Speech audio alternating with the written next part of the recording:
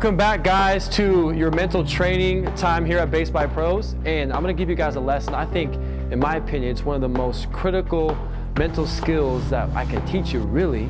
It's about courage. Now, you can't have courage without fear. Now, here's a quick challenge for you. I want you to spell the words no fear. Think about it. I want you to take a piece of paper and write down no fear. Now, what most people spell no fear is this way. But what I want you to spell it is this way. I want you to know fear, to not run away from it, but to attack it. Because what fear is a physical response to a mental threat that hasn't even happened yet.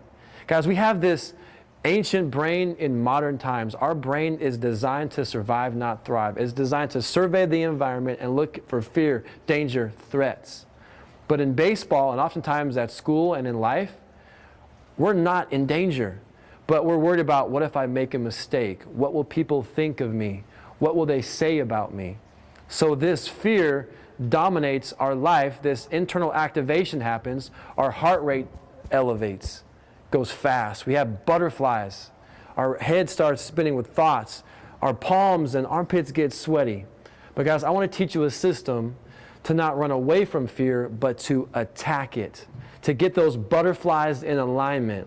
And it's all how you interpret that internal activation. What I want you to do is, I want you to think about, is it a threat or a challenge? If your perception of that obstacle is a threat, it sets off a cascade effect of negative chemicals: fight, flight, freeze, or hide. Shift your perspective and say, this is an opportunity to grow, to get better, because that activates a different set of chemicals in your body. So let's just break down the word fear. F-E-A-R.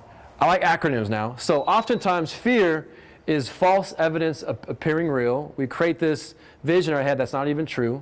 But we have two choices: forget everything and run, or, I like this option, face everything and rise. Guys, we have the choice. Don't run away from fear, but have a plan. When you feel your heart rate elevate, when you feel you have those butterflies, the key is to slow it down and to take a deep breath. Slow down your breathing. Go back to your keys. Press the reset button. Have that point on the field that you look at to challenge your focus. Now, when we're in this moment, I'm going to give you 3 steps to attack fear and to have courage. I call it FBL. The first step, step 1,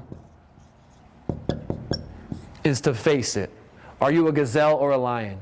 Gazelles wake up and they avoid stuff all day, where lions wake up and they're going after their meal. Are you a gazelle or a lion? Do you avoid or do you go after stuff? So you have to face it. Will Smith, one of my favorite actors of all time, he said, my life didn't change until I learned to attack fear. Guys, want the ball, want the bat in your hand, attack. Step 2 is to bounce back.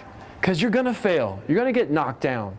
But peak performers, the best in the world, it's not the outcome, it's not the result, it's not the challenge, the obstacle, it's their response.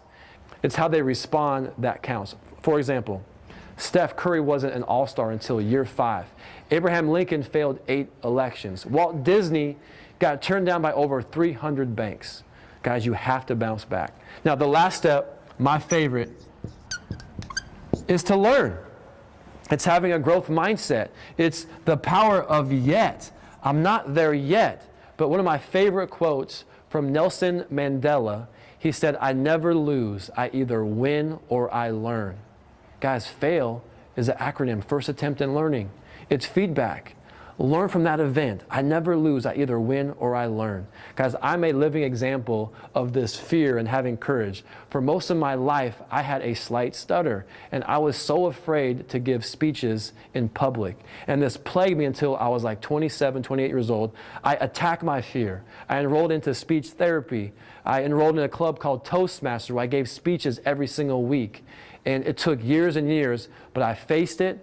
I kept bouncing back, I kept learning, and now people hire me to speak. If I can do it, you can do it.